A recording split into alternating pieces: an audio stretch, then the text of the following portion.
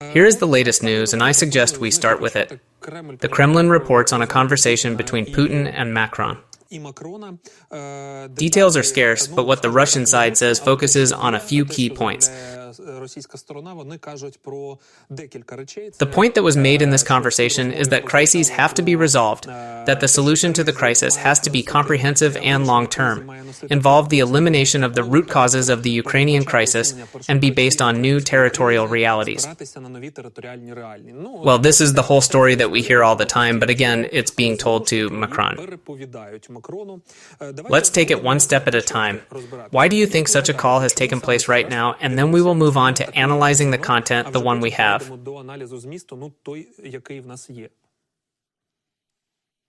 In fact, we understand that Putin's situation is quite ambiguous right now. It is ambiguous in the sense that the results of, for example, the NATO summit cannot be called exclusively positive, but it cannot be said that the summit failed. The same applies to the G7 meeting. The outcome of this meeting is uncertain. This is not to say that the great democracies of the world have become more confident, more calm, and more convinced that they will defeat all dictators, but it is not to say that it was a complete disappointment. Trump left early. The joint communique was an absolute farce. What was going on with the potential joint communique? But in general, we saw that they were able to fix it at NATO. So now, against this backdrop of talk of Trump calling Putin, against the backdrop of Russia's apparent failure to understand what to do with the Middle East, where its attempts to mediate between Iran and Israel have been completely unsuccessful, it turns out that Moscow has found itself in a very ambiguous geopolitical position, where every further step must be measured against the background of how European leaders will react to it, how Trump will react to it, and so on. And so I think this call between Putin and Macron, from Russia's point of view, plays the role of top-level intelligence. In fact, the Russians have been using this reconnaissance tactic through a call for a very long time. Just think back to 2022, when, despite the fact that neither Macron nor Scholz had any results from Putin's calls, we saw how, after each such call, Russian propaganda and the narrative of the Russian elite slightly changed to hit even more sensitive points in Europe. So from Russia's point of view, such call is logical. They need to understand the situation better, and the fact that they consider Macron to be the de facto leader of Europe, it is logical from Moscow's point of view. From Macron's point of view, we need to dig deeper here. In fact, it's hard to say what this call might mean, whether it's Macron's attempts to play around and fight for some kind of conditional leadership in Europe, or whether it means a continuation of his personal policy, his personal game of de Gaulle diplomacy. But at the same time, we see that Macron maintains a very clear pro-Ukrainian position. We can see that despite his doubts about the deployment of peacekeepers in Ukraine, he has little doubt about continuing support, about the course to NATO, and everything else. So I would not look for treason here, but again, we still need to find out the real reasons for Macron's call. Agence France Presse writes that Macron expects to continue contacts with Putin. So, can we say that the call was a success?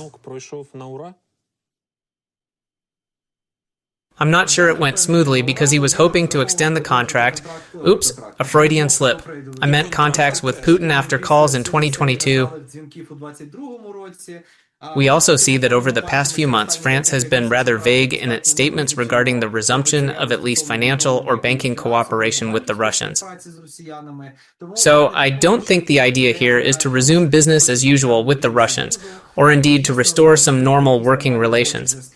It's not for nothing that I mentioned the Gaullist policy that Macron often professes, or at least that is attributed to him. Let's not forget that, according to de Gaulle, the true leader of Europe, the president of France, since de Gaulle saw no one else as a potential European leader, must be a friend of Washington and a negotiator with Moscow. For Macron, these contacts, this call, and the continuation of all subsequent calls are simply an opportunity, relatively speaking, to facilitate political and geopolitical European leadership.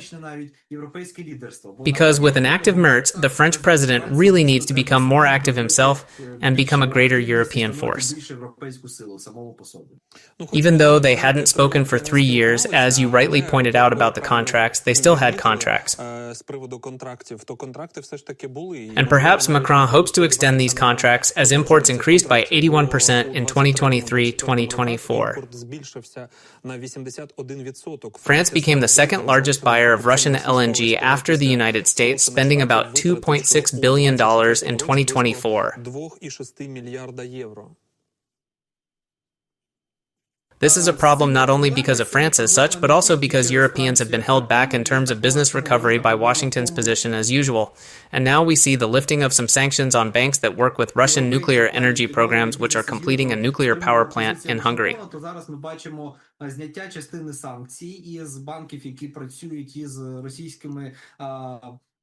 Програмами атомної енергетики, які добудовують відповідно атомну електростанцію в Угорщині. We can see how long it takes for American senators, politicians, American and their European partners to convince Trump that let's impose sanctions, let's increase the pressure, let's make sure that secondary sanctions work. Давайте ми додатково посилимо тиск, давайте ми зробимо так, щоб That is, Washington's passivity and its desire, in fact, to give the Russians a break. And even, by the way, the public statement by the U.S. Secretary of State that if we impose sanctions on Russia, we will not be able to talk to them, and therefore we will not impose sanctions. I think this is a kind of carte blanche.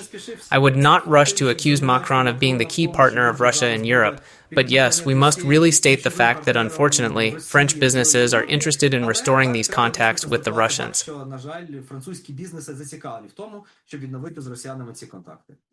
In fact, the repetition of these Kremlin narratives that were voiced in this conversation means that Putin is not flexible, so to speak. Це означає, що Путін взагалі-то, не гнучкий, так би мовити. In other words, he is not going to actually agree on anything in the third round of negotiations, because he himself said that these two memoranda are radically opposed. But even the non-verbal tone of his communication when he voiced this fact was positive, meaning that it was read between the lines as if the documents were different, but we would find a common language. Так, документи різні, але от ми, знайдемо спільну мову. Як? For the Russians, finding a common language means forcing us to surrender, or it means imposing a conditional Minsk III, Minsk IV on us, which will mean endless negotiations without any real result, and will not allow Ukraine to realize its geopolitical ambitions. Why does Putin sound so confident in this context? My personal opinion is that the passivity of Donald Trump as the self-proclaimed best negotiator in the world, who wanted to deal with these issues, who said that only he could do it and only now it is possible to sign something, to do something. Donald Trump's passivity, the lack of any additional proposals, and just general phrases about what is good, what you say, keep talking, allow the Russians to stall for time in this way. I am not convinced that his self-confidence will be realized. The Russians breaking through all their positions is far from certain. The armed forces and the Ukrainians will not allow this. But Russians realize that no one is actually forcing them to change their position. Therefore, they can stand by their version of the memorandum for as long as they want. That's why Putin's phrase that they are different, but so what? It basically gives us a hint that the Russians don't care when these negotiations start or how they go. They are ready to say for as long as they want that there will be negotiations and continue to kill Ukrainians, continue to shell our cities, continue to attack at the front, and bribe our allies or our so-called allies. Unfortunately, the Russians are now trying to at least pretend that time is playing in their favor. They are now in full control of the situation, and therefore they don't care if the memorandums are different. No one will force them, and is not forcing them now, to change their position. When they talk about taking into account new territorial realities, what do you think they mean? То от, на ваш погляд, про що це? Is it about the de facto situation, or is it about their past narrative that the armed forces need to go to the borders of the regions that they have included in their constitution? Областей, які вони внесли в свою конституцію. It seems to me that this is the logic of the Russians, or rather both the logic and a certain their domestic political and diplomatic culture is still based on self-confidence, if not real, then at least feigned self-confidence. Якщо не реальні, то як мінімум напускні самовпевненості. This self-confidence tells them that they will be able to reach the borders of these regions. This hypothesis is also supported by the fact that we have already discussed that they are not bothered by changing their negotiating position, and therefore they can wait as long as they want for the negotiations to actually start. While waiting for the start of negotiations, they are trying to seize more Ukrainian territories to move on. At the cost of huge losses, they still take one village a week, one village a month, but they still move on, and the logic for them is that by waiting for the start of negotiations, they can fulfill the goals they set for themselves. After that, they will set new goals, so I would have no doubt that after the Russians allegedly say that the goals of the SMO have been fulfilled, they will say, "We still need Kharkiv, Sumy, let's take half of Kiev region, let's divide along the Dnipro River." So their appetites will grow. But the idea is that they still believe or convince themselves or really believe that as long as no one forces them to actually negotiate, and as long as they can still lose 10,000 people a week, they can wait for the negotiations to start and move forward a little bit. По 10 тисяч людей на тиждень, вони можуть чекати початку переговорів, а самі потроху просуватися вперед. I would like to discuss another topic. The Lithuanian president said that the Baltic states should have a plan A, B, and C in case of new Russian aggression because of the U.S. position on the defense of Europe. It seemed to me that this issue was resolved at the NATO summit, wasn't it? Because Trump, who before the summit did not read the fifth article very clearly after the summit or during the summit, he read the fifth article properly and said that everything was fine. And Western publications are writing, to put it mildly, about some blackmail of Trump precisely because of this fifth article, that he demanded certain concessions and a 5% increase in spending on NATO. And he achieved this. If he has achieved this, then there are no ambiguities in Article 5.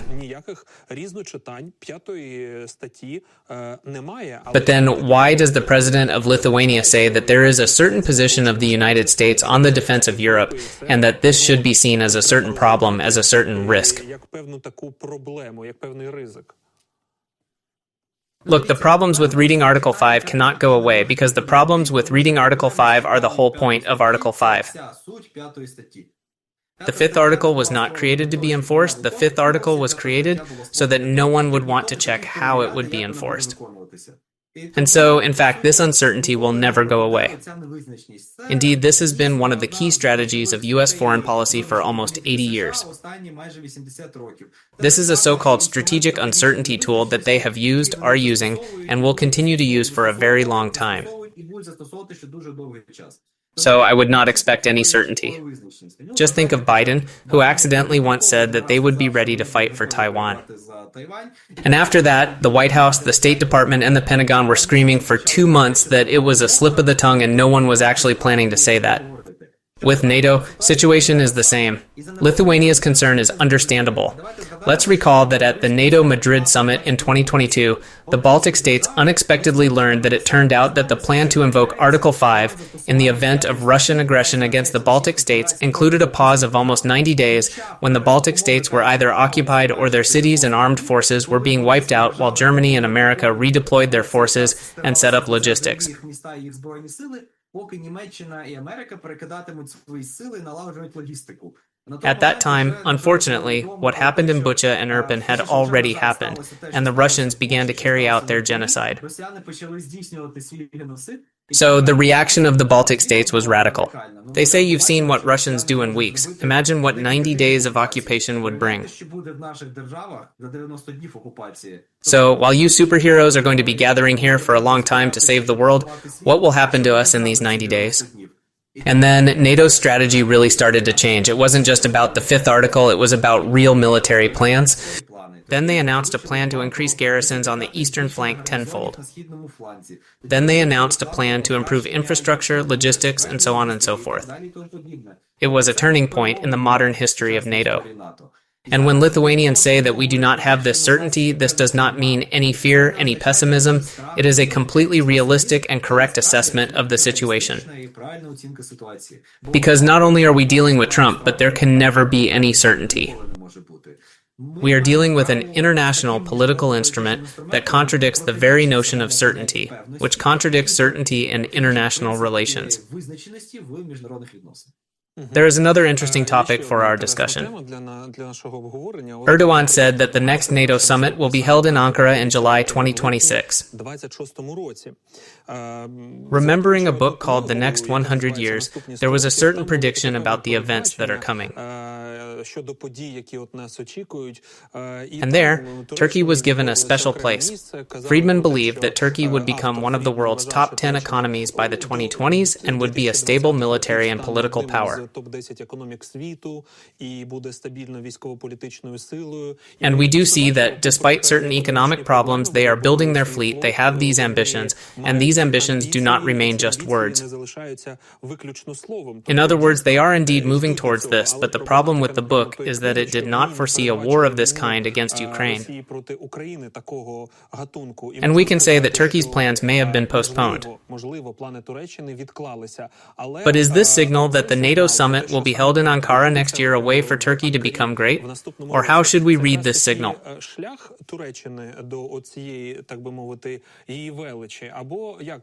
I would really read this as playing along with Turkey, but as a success of Erdogan's policy, as a success of his maneuvering, and as a success of his direction, that Turkey should play a key role not only in the Middle East, but also on NATO's eastern flank. Його напрямку на те, що Туреччина має відігравати ключову роль не лише на Близькому Сході, але й на східному фланзі НАТО. And that without Turkey, security in the Black Sea, eastern flank, and Middle East isn't possible. Східного флангу неможливо, ані безпека Близького Сходу неможливо. So, I think this is a complete success for Turkey. Повний успіх Туреччини. Despite the fact that such assessments overlooked Russia's aggression against Ukraine, Turkey's role has not suffered, but rather has increased. As we can see, it is not only a negotiating role, but also a security role. And the Montreux Convention on the Admission of Military Personnel is just another confirmation of this. Therefore, it seems to me that Turkey's role has grown and will grow even more. Not only because it is in Erdogan's interest, but we see NATO's interest and even Russia's interest in it.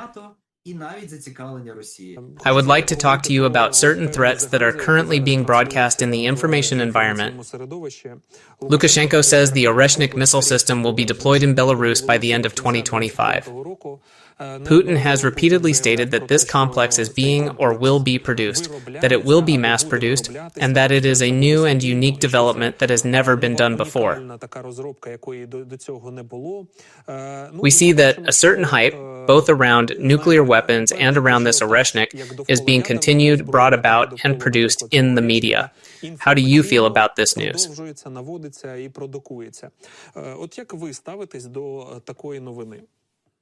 I am absolutely calm. Why is this so? First, Oreshnik is a very expensive weapon.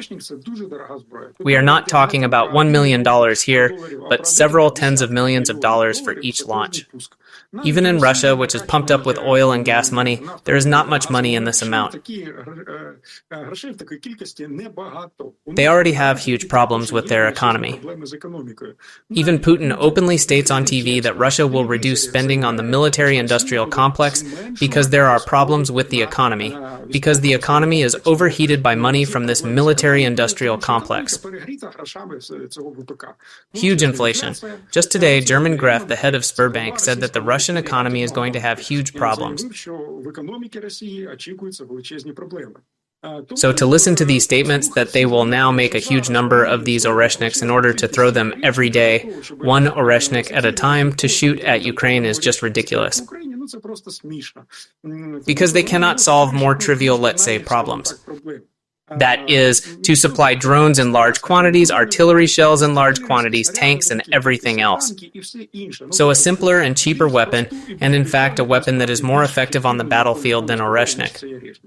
I also need to mention what Oreshnik is. Oreshnik is an intercontinental missile that goes up into space, falls to its target from space, opens up, and drops cluster submunitions.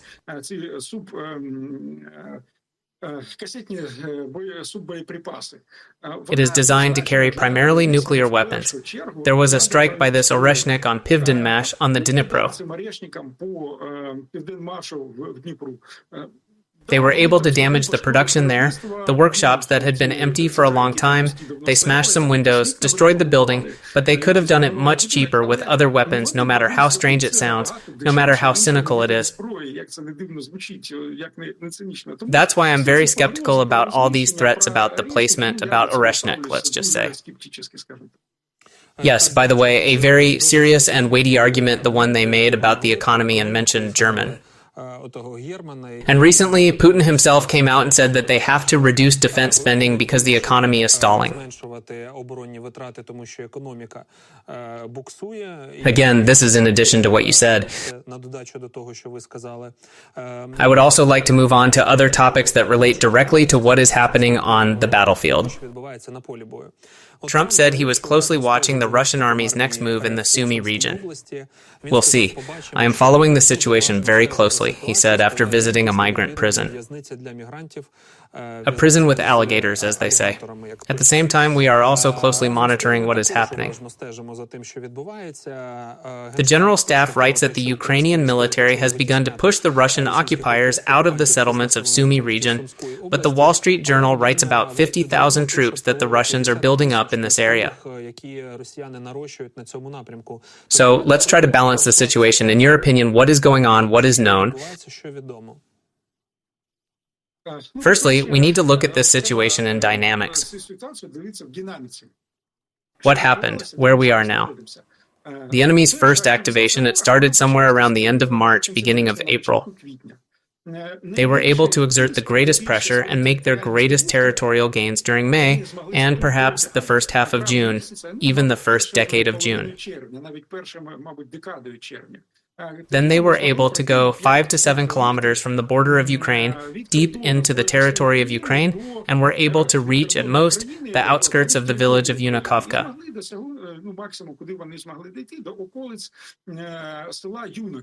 This was their first goal, which they wanted to reach. They captured villages along the border, but these villages are relatively small. They have always been small. Back in 2023, 2024, they were destroyed by artillery fire. Their main target, the first stage of their offensive, was the village of Yunikivka. Yunikivka is a large village with a border crossing point, and so on. The administrative center is quite large. Why was it important? Because in this village there are a large number of buildings in which the enemy could accumulate, could start some equipment, could store ammunition, food, and everything else. It could have become a stronghold for an offensive on Pizarivka, Khotin, and possibly on Sumy. But it didn't go as planned. They reached Yunikivka, and Ukrainian troops began to counterattack. Why did this happen? Because in May and June, when they were actively attacking and when we were in a stalemate, they wore down their most capable units, which they sent to this part of the front. These are the 155th Marine Brigade and the Parachute Regiment, which is considered to be their elite regiment, which they had to withdraw for rotation and recuperation.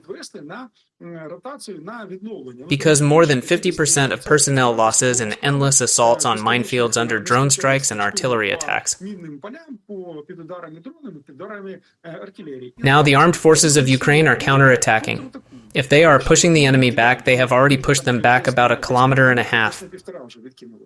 If you look at the dynamics in general, the enemy could hold out for about the entire month of May. If you look at the General Staff's reports, they kept up the pace of 170, 200, 225 assaults per day.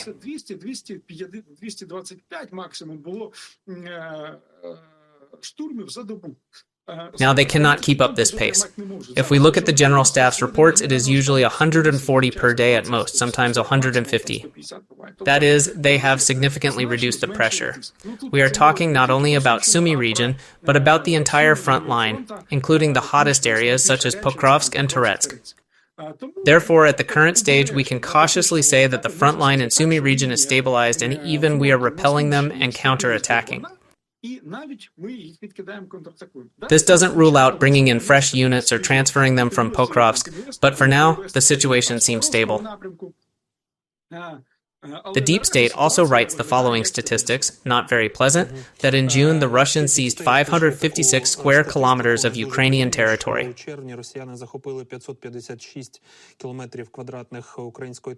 This is the worst figure for the year, they note. Last November was the most critical for Ukraine. Then the occupiers advanced by 730 square kilometers. What do these figures tell us? Because sometimes the interpretation is different. They say that these promotions, although they look the same on paper, do not change things in practice, but one way or another we see this dynamic. It is logical, because we are attacked, and we are defending ourselves and sitting on the defensive. But again, I think there are some logical considerations that can be made about this. Indeed it is. How do I see it? I mean, we lost the territory along the border in Sumy region. We can't say that we lost it forever, but the enemy managed to seize the territory there. We lost part of the territory in the Pokrovsk sector, near the town of Pokrovsk, because the enemy was preparing for the spring and summer campaign. They were accumulating forces, they were accumulating ammunition, they were preparing for this offensive. And since we are in a dead-end defense, I cannot recall any major counterattack actions. They only started at the end of June, when our command saw that the enemy was exhausted. That is, when it was possible to counterattack.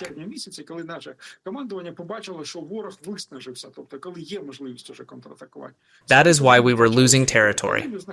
When we are on the defensive, defense implies that we will retreat at some point, because holding some bush or some broken village with no houses left makes little sense to the last soldier.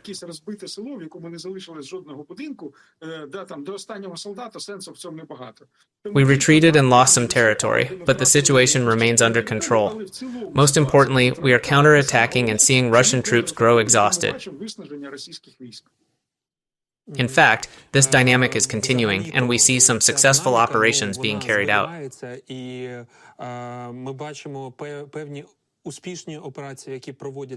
But you can't say that there is a stalemate. What can you say?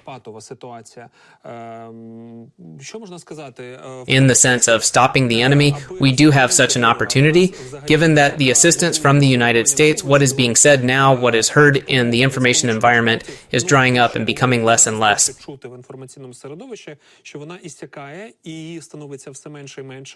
And Trump does not continue to be active, and they say that now there is a window of opportunity. If the United States does not extend this assistance again, the situation could worsen. Of course, we are critically dependent on the U.S. for some of our weapons. The most striking example is the Patriot and its missiles, and also artillery shells. This includes ammunition for HIMARS, which is the basis of our counter-battery warfare and strikes deep into enemy territory. These are 155 caliber shells, spare parts, and we have a huge number of American IFVs that we use, of various models from M113 to the most modern Striker, Bradley, and so on. That is, we depend on all this very much.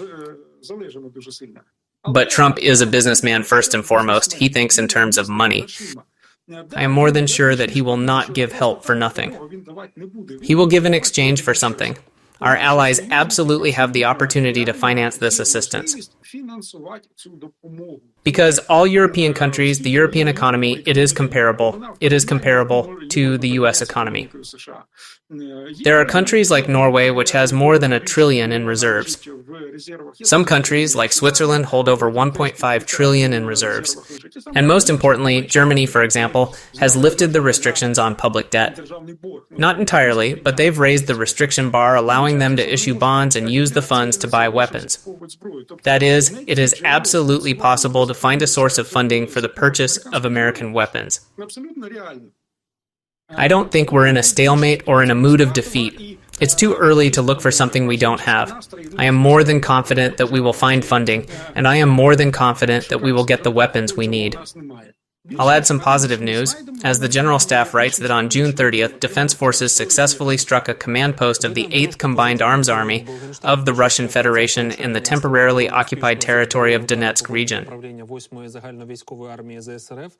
Enemy losses are still being confirmed. This strike reportedly severely hinders their ability to plan and operate around Pokrovsk and Toretsk. Let's try to translate from military to non-military language, although everyone here has learned both languages by now, but let's comment. Maybe you know something about this situation.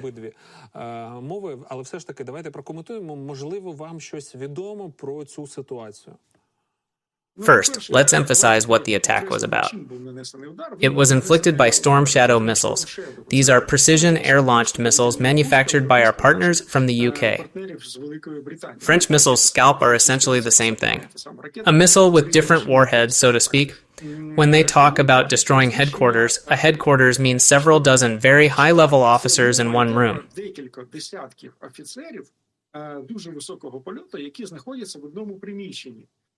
And of course, these are not the last generals, not the last colonels in the Russian Federation. But when a new chief of staff, new deputies, new commanders of combat departments, and so on arrive at the army headquarters, it means that all these people will be getting up to speed for several months.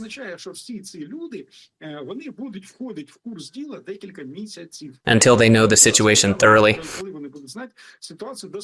When they know the local geography, when they know how their enemy operates, when they know their allies, when they know their logistical strength, and so on. This is not to say that it means a complete cessation of hostilities in any part of the front, but it does mean that the effectiveness of the army's management will drop significantly in that area. By the way, let's talk about the military-industrial complex. Mr. Umarov said that we are launching a program of joint arms production with international partners in Ukraine and in the Ramstein countries. He referred to the legal aspects of this situation, and that the Ministry of Defense and the Committee on Finance and Tax Policy presented the key provisions of the 4 draft laws to the companies.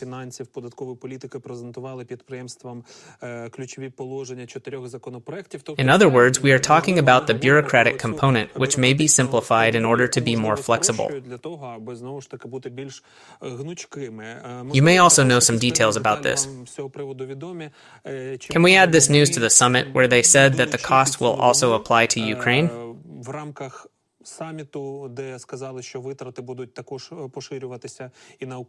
And perhaps those security memorandums that our president signed. As we understand it, this is already being realized? I am more than sure that it is. First of all, we need our allies. Allies, Zelensky said very precisely that we can produce, say, 8 million drones a year, but unfortunately, we don't have the money to finance this. And we need to understand our allies. We come to them for money and say, give us funding for 8 million drones. But they want to lock up these cash flows, financial flows for themselves. A striking example is Renault, which will produce drones in Ukraine. And we are talking about more than 2,000 drones per day. And we are not talking about FPV drones, but about long-range drones with a jet engine, i.e., designed to penetrate enemy air defense and deliver significant strikes. First, Renault has vast experience in organizing mass production.